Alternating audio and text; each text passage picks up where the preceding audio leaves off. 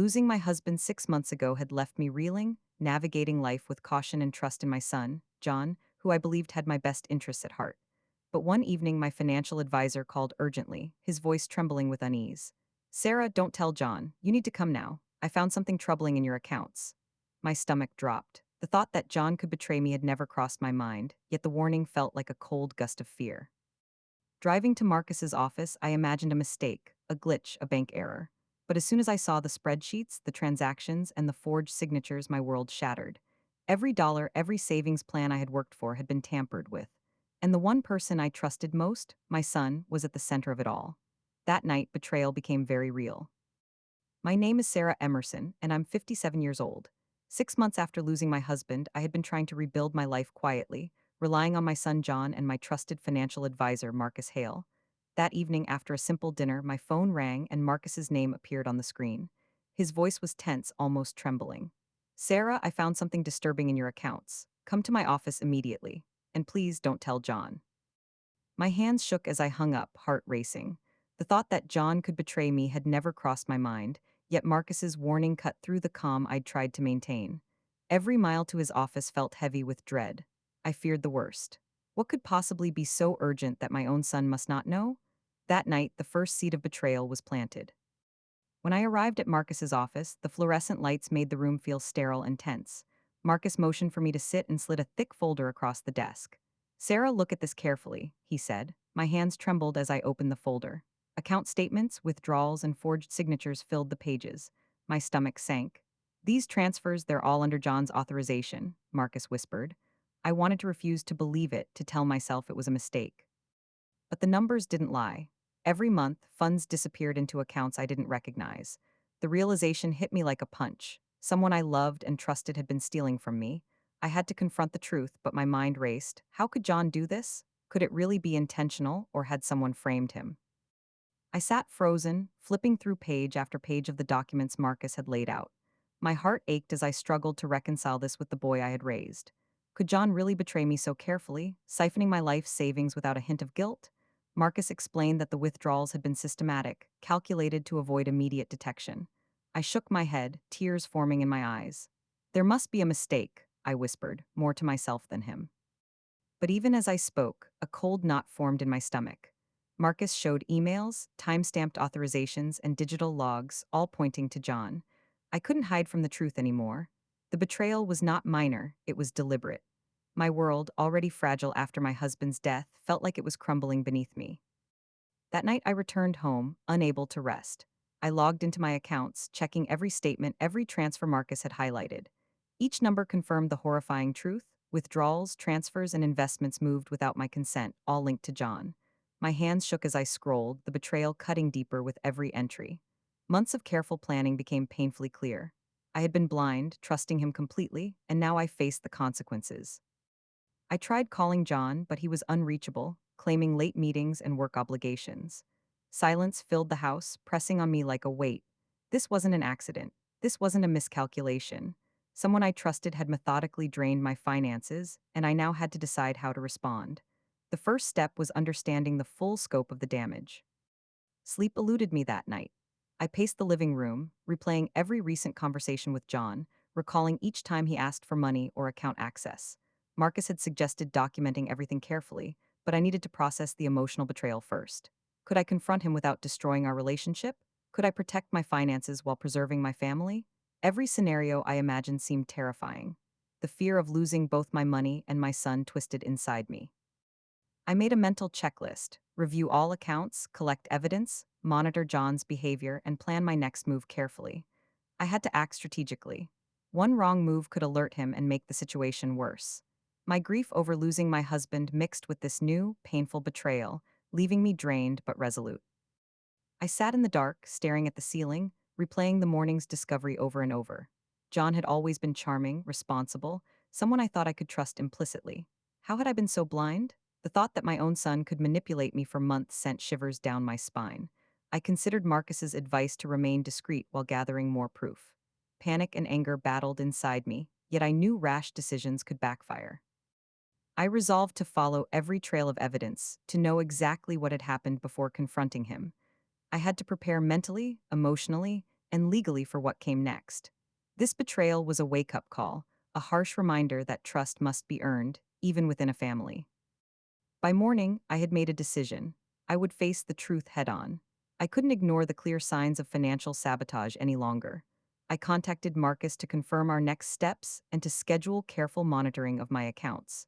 I also began compiling all documents, emails, and transaction histories into a single folder. My hands no longer trembled as much. I felt a flicker of determination amidst the fear. I knew confronting John would be painful, but staying silent could cost me everything. As I prepared to leave for Marcus's office again, a sense of grim resolve settled in my chest. This was no longer just about money. It was about trust, betrayal, and reclaiming control of my life. The first act of the battle had ended, but the war was just beginning. Marcus Hale, my financial advisor, motioned for me to lean closer as he opened a separate folder. "Sarah, look at this," he whispered, almost afraid I'd faint. Inside were copies of account withdrawals, transfers, and authorization forms I hadn't signed, or so I thought, but the signatures on every page matched John's handwriting exactly. My stomach churned. Each page felt like a slap, each number a knife twisting in my chest. I could feel the weight of months of deceit pressing down. Marcus explained how small withdrawals had been structured carefully to avoid raising alarms. Everything pointed to intentionality, planning, and betrayal. I couldn't speak at first, only stare at the pages, trying to convince myself this was some mistake. But deep down, I knew it was. Someone I loved and trusted was at the center of this. My mind struggled to grasp it. Could John really do this? Marcus, seeing the disbelief in my eyes, gently said, "Sarah, all evidence points to him. Look at the dates, the patterns, the withdrawals timed when you were out of town." I flipped through the pages again. Each transaction was deliberate, methodical, and clearly tied to John. My hands shook as the reality sank in. It wasn't a random theft. It wasn't a bank error. My own son had been draining my accounts for months. The trust I had placed in him, my confidence that he'd protect me, that he cared, was a lie. I felt a wave of nausea and grief, coupled with anger so sharp it made my chest tighten. Every memory of our conversations, every act of care I had given him, suddenly felt like betrayal in slow motion. I shook my head violently, trying to refuse the truth. "It can't be John," I whispered. My voice trembled. Marcus looked at me sadly. "Sarah, I wish it were a mistake, but these records are clear. He knew exactly what he was doing." I closed my eyes, wanting to wake up from a nightmare. How could someone I raised with love and care deceive me so completely? I thought of my husband's absence, my reliance on John, and the months I had trusted him with my life. Tears welled up as the betrayal sank deeper. The gravity of it all left me feeling paralyzed. This wasn't just money, it was my life, my security, and my trust all stolen. I felt both fear and heartbreak, a combination I hadn't imagined possible. Marcus patiently went over each month's activity, explaining how the withdrawals were structured. Small amounts, often disguised as legitimate transfers, were moved gradually to avoid detection. The timing, every Thursday evening or during my travel, was precise. My chest tightened as I realized how carefully John had orchestrated this. It wasn't impulsive, it was planned. Marcus emphasized that this wasn't just about greed, there was intent, calculation, and forethought. Each transaction, each manipulated statement, proved months of deceit. My mind spun trying to connect the dots. Late night requests, questions about my account passwords, and even seemingly innocent financial discussions, all now part of a larger scheme. The horror of understanding the methodical nature of the theft left me trembling. I realized I wasn't just dealing with a reckless son, but with someone deliberately betraying everything I held dear. I sank into the chair, tears streaming down my face, unable to speak. The sense of betrayal was suffocating, each revelation compounding the last. Marcus watched silently, letting me absorb the truth. I couldn't believe the child I had nurtured, guided, and trusted had engineered such a plan behind my back. My mind oscillated between anger, grief, and disbelief. Months of careful deception had gone unnoticed until Marcus uncovered them. The emotional weight pressed down so heavily that I could hardly breathe. Every memory of trust and love clashed violently with the current reality. For a moment, I felt utterly alone, betrayed not only financially but emotionally, as the person I had given everything to had secretly undermined me in the most devastating way possible. Marcus leaned forward, his voice grave. "Sarah, you have to keep this discreet for now. If John suspects he might cover his tracks or escalate things." I nodded, swallowing hard. The idea that I had to hide this from my own son felt unnatural, even cruel, but Marcus was right. Any sudden confrontation without proof could make things worse. I felt trapped between the need for secrecy and the urge for justice. Marcus reassured me, promising to monitor. accounts, and document every detail. I had to act carefully, strategically, and without panic. Every step now mattered. The wrong move could cost me more than money. My mind raced with possibilities, and I realized the fight to reclaim what was mine had to begin immediately, but quietly. After calming down, I began planning discreetly with Marcus. We discussed tracking every account, noting suspicious activity, and setting up monitoring tools to catch John in real time. I knew confronting him now would be reckless. I needed proof, a complete picture, and a plan. My grief over my husband's passing mixed with this fresh betrayal fueled determination. This was no longer just about money. It was about protecting my life, my security, and my dignity. I made a list of every suspicious event, email, and request John had made. Every overlooked detail suddenly gained significance. The first act of this battle was ending, but the war for truth, justice, and reclaiming my life was just beginning. I felt a spark of resolve. I would not be a victim. I returned home determined to uncover every hidden clue. Every drawer, file cabinet, and box in the attic was examined with meticulous care. My hands shook as I sifted through old bank statements, receipts, and unopened envelopes. I needed to see if John had left any trace of his deceit in the very home we shared. Each piece of paper felt heavier than the last, carrying the weight of months of betrayal. I discovered odd notes, small letters with unexplained account references, and receipts that didn't make sense. My heart pounded as I realized how carefully he had covered his tracks. Every overlooked detail from previous months now demanded scrutiny. It was painstaking work, but I knew that uncovering these documents could provide the proof I needed to finally confront the truth. In a dark corner of the office, I spotted a small, partially destroyed pile of shredded papers. My pulse quickened. It was clear John had tried to erase evidence of his actions. Piece by piece, I reconstructed statements, matching numbers and dates with the files Marcus had shown me. Hours passed, but with every fragment I pieced together, the scope of the theft became undeniable. The meticulous shredding showed he knew I might discover the truth eventually. I felt a mixture of anger and sorrow. The effort to hide his betrayal demonstrated premeditation, and the realization that my own son had been this calculated left me reeling. Yet, with each recovered fragment, I grew more determined. These shredded statements were the keys to exposing the full extent of John's deception and reclaiming control of my life. As I reconstructed the shredded statements, memories of John's odd requests surfaced. Asking for my account passwords, pleading for temporary access to investments, or casually questioning my financial decisions now took on an entirely new meaning. What had seemed innocent, even necessary at the time, now looked sinister. Each interaction I replayed in my mind was a thread leading to the pattern of betrayal Marcus had uncovered. I realized how cleverly he had manipulated me, exploiting trust built over decades. The heartbreak of seeing these moments in a new light was crushing, but the clarity also empowered me. I could finally see the full picture. These recollections confirmed that the theft wasn't random, it was intentional and orchestrated. Understanding the history of deception strengthened my resolve to gather more evidence and take decisive action. Marcus suggested we implement digital monitoring on every active account, emails, and transfers to catch John if he attempted further unauthorized actions. I agreed, knowing caution was critical. Together, we set alerts, notifications, and flags for suspicious activity. Marcus explained how he would log every action in real time to build a clear, irrefutable trail of evidence. Watching him work, I felt a mix of relief and anxiety. The technical setup made me feel safer but reminded me of the betrayal's seriousness. For the first time, I had a proactive plan, and the power was slowly shifting back into my hands. Each notification we configured felt like a small step toward justice, a strategic move to expose deceit and protect what remained of my financial life. This digital surveillance became my lifeline in the tense days to come. I began to notice subtle patterns in John's behavior at home. He lingered near my office more than usual, asked seemingly casual questions about bills, and often checked my schedules. At first, I doubted my instincts, fearing paranoia might cloud my judgment.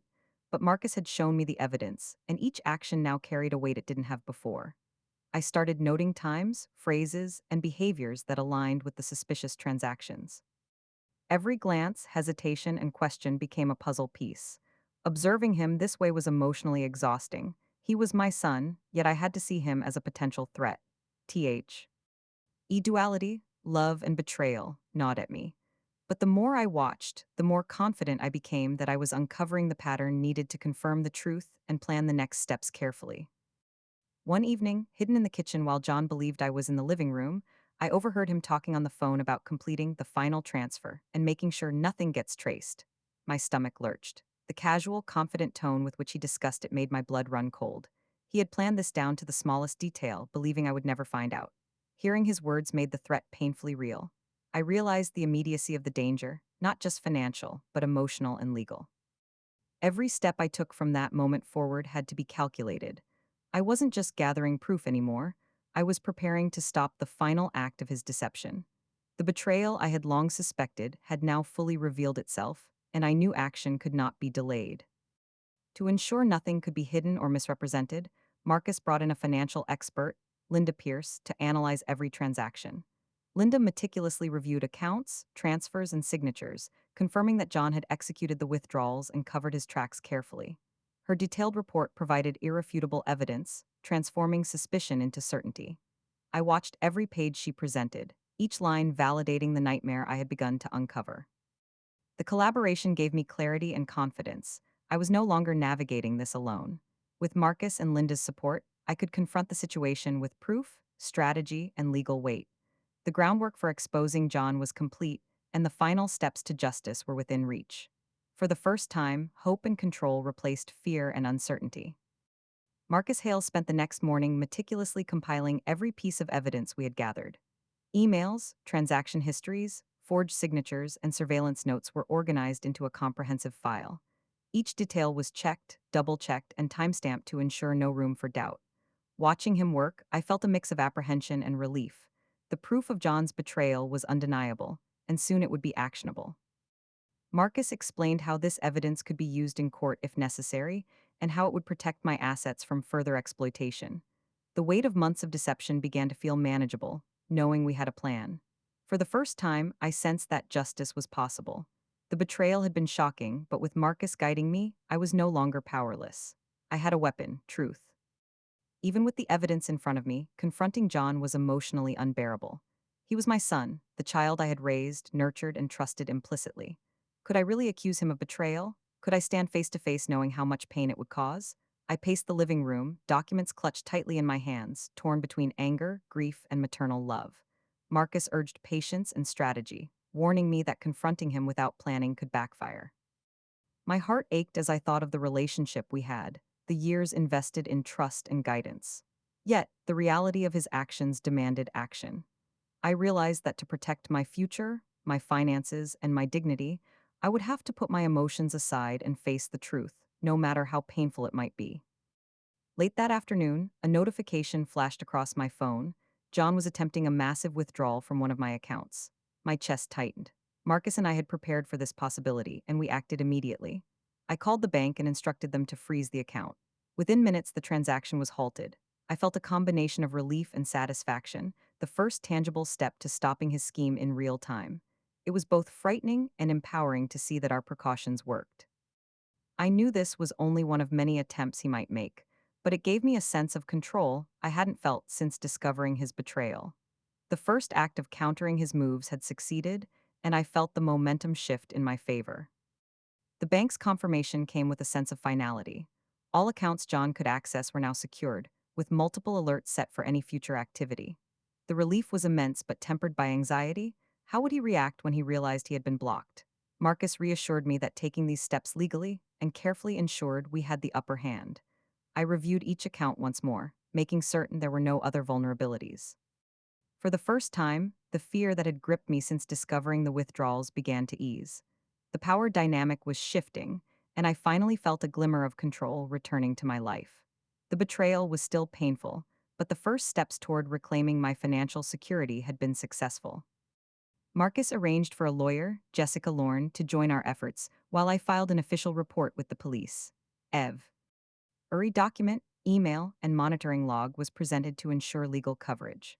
The authorities took the situation seriously, promising to investigate John's activities thoroughly. Speaking with the lawyer, I realized how critical it was to have professional support. The betrayal was not only emotional but criminal. Police notifications added a layer of accountability that made me feel safer. I began to understand that justice was not only possible, but inevitable if I followed the process. For the first time in months, fear began to transform into strategy and empowerment. I was no longer a passive victim. I was actively reclaiming my life. John returned home that evening, unaware of the measures we had implemented.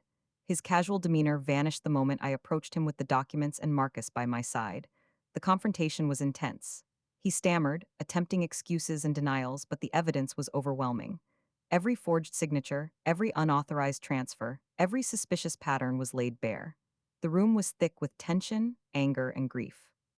My voice shook as I read aloud the transactions, the carefully planned thefts, and his attempts to manipulate my trust. Seeing him confronted with undeniable proof, I felt a strange mix of sorrow and vindication. The betrayal had been real, but so was my newfound strength. I realized that I would not allow him to continue undermining my life. The confrontation left the house in uneasy silence. John, cornered and panicked, demanded explanations, threats mixing with pleas for forgiveness. I maintained composure, presenting each piece of evidence methodically. The gravity of the situation weighed heavily on both of us. Marcus and Jessica provided guidance, ensuring I did not act impulsively. Every action, every word carried immense stakes, not just financially, but emotionally and legally. I realized the power was finally shifting. The deceit that had threatened to ruin me was now exposed. The final moves to reclaim my life and ensure justice were within reach, and the betrayal that had haunted my nights would no longer dictate my future. I felt resolute, ready for the next act of resolution.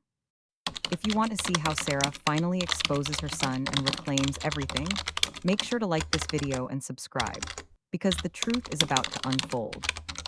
The next morning, the police arrived at my home with a calm but serious demeanor. Marcus and I presented all the compiled evidence, from transaction records to shredded statements painstakingly pieced together. John watched silently, his confidence replaced by tension. Officers examined every document, verified details, and asked questions I had memorized from hours of preparation. For the first time, I felt the weight of betrayal being transformed into accountability. The police reassured me that every action would be officially logged, ensuring nothing could be dismissed as coincidence or error. Watching them work, I felt a mix of relief and determination. John could no longer hide behind excuses or charm.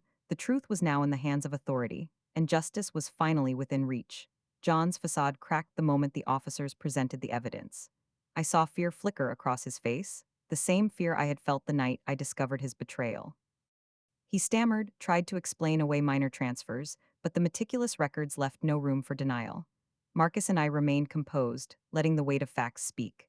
Every document, every time-stamped email, every reconstructed statement was a blow to his confidence. The house that had once felt like home now felt like a courtroom. I realized that confrontation alone could not heal the wounds, but it was the first step toward reclaiming my life. As the officers questioned him further, I saw the shift. Control was finally moving back into my hands. Under mounting pressure and with no escape, John finally confessed. The theft, he admitted, had started as a desperate attempt to cover gambling debts, spiraling into a months-long deception. Hearing the words, a mix of anger, sadness, and vindication surged through me. I realized that the betrayal was not just financial. It was deeply personal, a deliberate violation of trust I had thought unshakable. Despite the pain, there was clarity now. I could see the full extent of the scheme, understand his motives, and take steps to protect myself.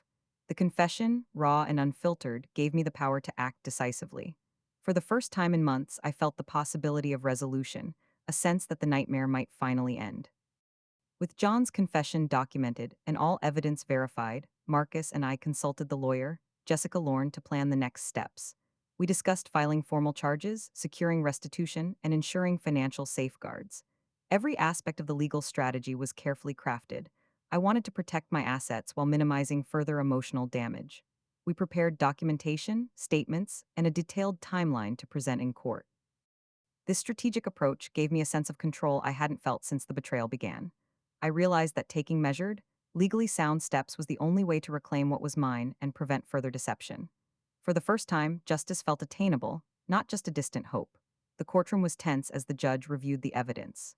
Each transfer, email, and shredded statement I had painstakingly reconstructed was presented, leaving John unable to hide or manipulate the narrative. I sat quietly, heart pounding, watching as the full scope of his betrayal unfolded. The legal team guided me through the process, ensuring clarity and accuracy. The courtroom, once intimidating, became a stage for truth. Witness testimony and expert analysis confirmed the months of deceit and premeditated financial theft. For the first time, my voice and the evidence combined to tell the story completely. John could no longer control the narrative. The full truth was laid bare, and I felt a powerful mix of relief and vindication. With the court ruling in my favor, restitution ordered, and accounts secured, I began rebuilding my life. Marcus helped me restructure finances, ensuring every asset was protected. I updated security measures, monitored accounts, and set up safeguards that left no room for manipulation. The process was meticulous but empowering. I also focused on healing emotionally, acknowledging the betrayal, processing grief, and reclaiming confidence. Slowly, the home that had felt tense and unsafe became a sanctuary again. Each step forward reminded me that while betrayal had shaken me, it had not destroyed me. I felt stronger, wiser, and more vigilant. The financial and emotional recovery was intertwined, and I embraced both with determination, ready to live life on my own terms. Sitting in my sunlit living room, reflecting on the months of deception and discovery, I understood a profound truth. Betrayal can wound deeply, but reclaiming power heals stronger. The $5,000 I had nearly lost, the accounts John manipulated, and the trust I had given freely, all had been weaponized against me. Yet, through patience, strategy, and courage, I had turned the tables. I learned to trust myself, to act decisively, and to value my intuition. The experience left scars, yes, boo. T also resilience and empowerment. I realized that being vigilant, informed, and proactive is not just about finances, it's about self respect, boundaries, and survival. Betrayal may strike, but reclaiming your life defines your strength. I was no longer just a victim. I was a survivor, a strategist, and finally free.